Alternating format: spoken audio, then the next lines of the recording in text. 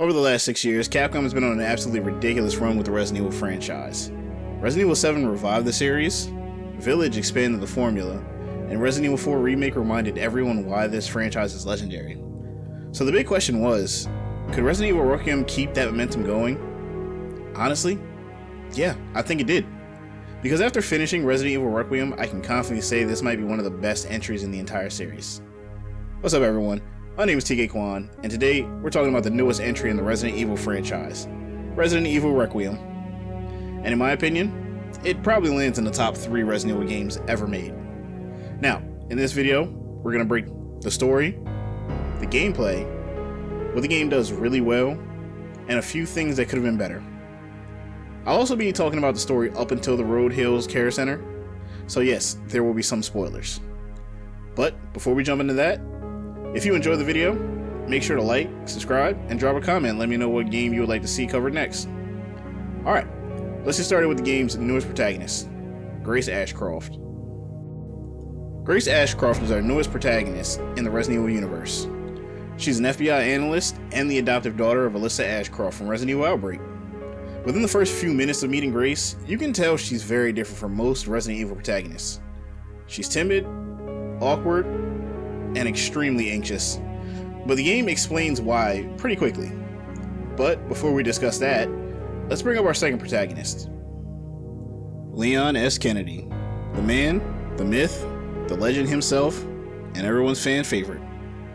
And if you've played Resident Evil before, you already know exactly what Leon brings to the table: confidence, experience, and the ability to survive situations that would destroy normal people. While Grace's sections focus heavily on psychological horror and vulnerability, Leon's gameplay feels much closer to Resident Evil 4, 2 Remake, and 4 Remake. Resident Evil Requiem begins with Grace being called into her boss's office. As she enters her boss's office, she's then assigned to go ahead and investigate the Wrenwood Hotel for another Raccoon City survivor's death. The same hotel where her mother was killed. Grace, visibly shaken by this, is still pressured to go investigate by her boss. She reluctantly does go to do it and heads to the Wrenwood Hotel. When she does arrive there, and she does go ahead and investigate, she spots a photo with some writing on the back of it saying, "Let's talk, room 204, with a key on it. The door that she used to enter the hotel magically locks, and reluctantly she does press on to go ahead and investigate what this photo is all about. When she does reach room 204, things get very, very strange. The bed is covered in photos of her. Old photos, new photos. Someone's clearly been watching her for quite a while. One picture in particular shows the night her mother died, and that triggers a flashback for her. After the flashback, Grace decides to see what her mother, Alyssa Ashcroft, left behind in the main lobby of the hotel behind a painting.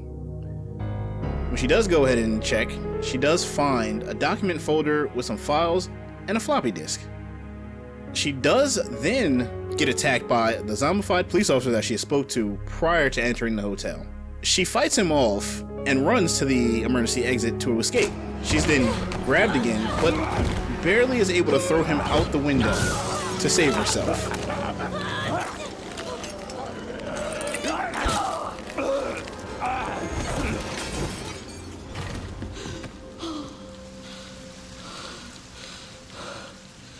After catching her breath, she does hear some music coming from upstairs in the emergency exit, where she goes in to investigate what's going on up there.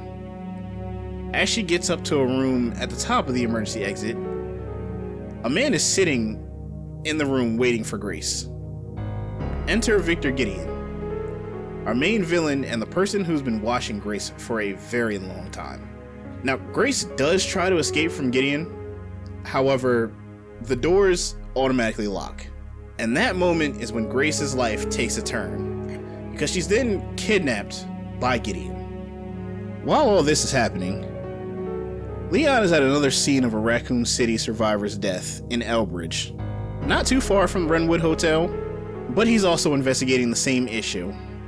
As he heads back to his vehicle, Sherry gives him some information over comms about a missing police officer at the Wrenwood Hotel. Leon proceeds to go and investigate this lead. As he arrives, Leon spots Gideon leaving the hotel with an unconscious Grace over his shoulder. Leon proceeds to give chase on foot, however Gideon does spot and notice him. And for Gideon to go ahead and make his escape, he turns multiple civilians in the street into zombies to block Leon's path from catching up to him. Leon does dispatch all the zombies. However, due to the chaos caused by Gideon, he does lose track of them. Not necessarily. Victor purchased a building after Umbrella went under. The Rhodes Hill Chronic Care Center. I'll send you the address. Leon, we're running out of time.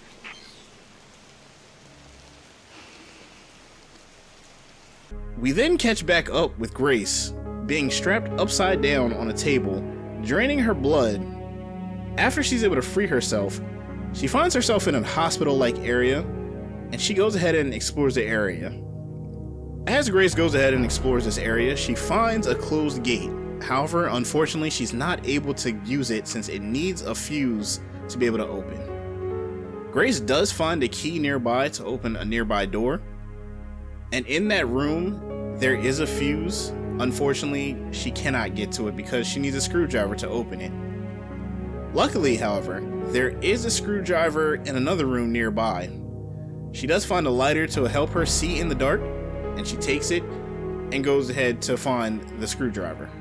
However, getting to it is not simple because it's blocked by Grace's stalker enemy for most of her sections.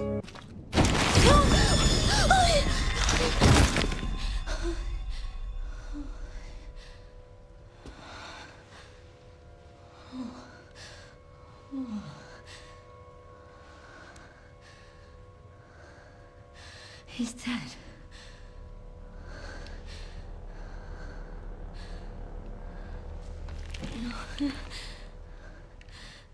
Infected.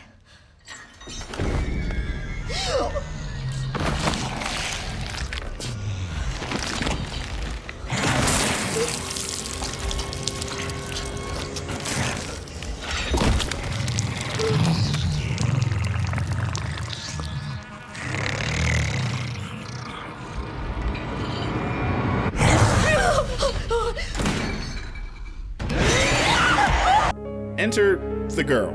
The girl chases Grace throughout the hallways. Now, Grace does momentarily escape the girl to be able to go ahead and retrieve the screwdriver, and then she goes ahead and retrieves the fuse to get out of the hallways. However, before she is able to fully leave, the girl does give chase to her again, and just as it seems like Grace is going to make her escape, she is then grabbed by the girl and dragged back into the darkness of the halls, where her fate seems final.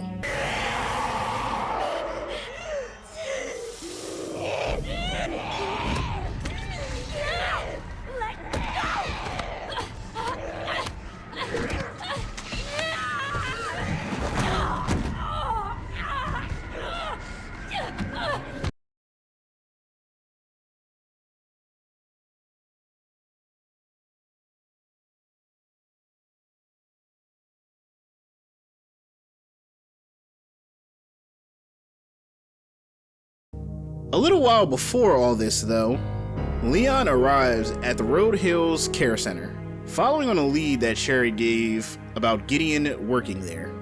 As he arrives, he is then escorted by a nurse to meet Director Gideon. However, things quickly take a turn for the worse, as a zombified doctor kills the nurse escorting Leon, and then tries to attack Leon.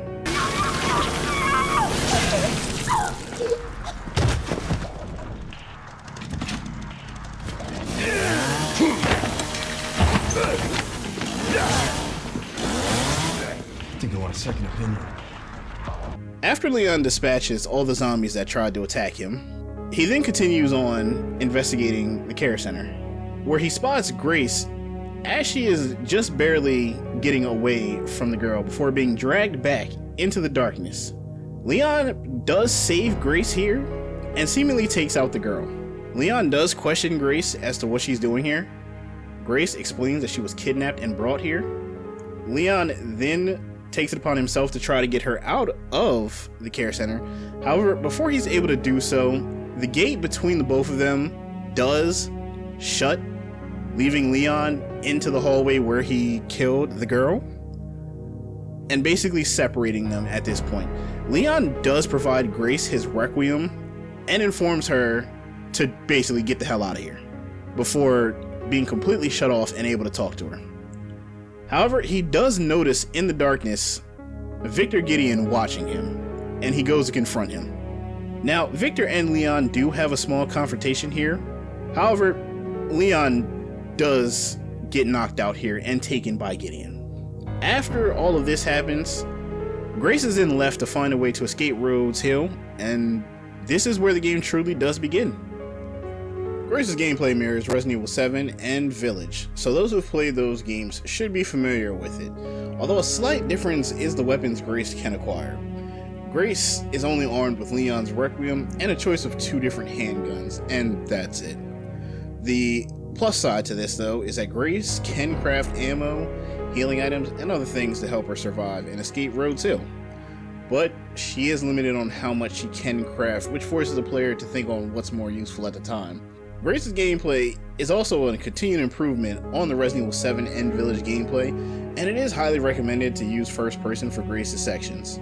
However, you can switch to third person view, which changes how her movement works by making her trip and fall every so often while she's getting chased. Now, if you've played Resident Evil 2 Remake and Resident Evil 4 Remake, then you should be right at home with Leon's gameplay, and it's as action-packed as you'd expect it, with plenty of enemies, close encounters, and a large arsenal of weapons at his disposal, and pretty cool finishers. Just like Grace, you can toggle first person or key the default third person view for Leon, and also, Leon can craft items as well to help him along in his mission. One of the biggest strengths of Resident Evil Requiem is its atmosphere. Rhodes Hill Care Center is easily one of the creepiest locations the series has introduced in a long time. The tension of walking the halls with limited supplies and weaponry with Grace truly add to the experience. Another huge positive is the character writing, especially for Grace. She's not your typical Resident Evil hero. She's vulnerable, she's scared, but she still pushes forward despite that fear. And that makes her surprisingly compelling as a protagonist. That said, the game isn't perfect. There are moments where the pacing slows down a little too much. Some sections of exploration can feel slightly drawn out, and there are a few story beats that feel a little predictable if you've played a lot of Resident Evil games before, and some that need more time developing. But overall, these issues don't take away much from the experience of playing Resident Evil Requiem. At the end of the day, Resident Evil Requiem is another strong entry in the franchise. It introduces a new protagonist, expands the lore connected to Raccoon City, and still delivers the kind of horror atmosphere the fans expect from the series. Between the story, the gameplay variety, and the character development, this game easily stands alongside some of the best Resident Evil titles. And honestly, I wouldn't be surprised if a lot of fans end up placing it in their top 3 Resident Evil games, or having it as their favorite Resident Evil game of all time. But that's just my opinion. If you've played Resident Evil Requiem, let me know what you thought about it in the comments. Did you enjoy Grace as a new protagonist? And where would you rank this game in the Resident Evil series? If you enjoyed the video, make sure to like, subscribe, and share the video with someone who loves Resident Evil. And thanks for watching. See you next time.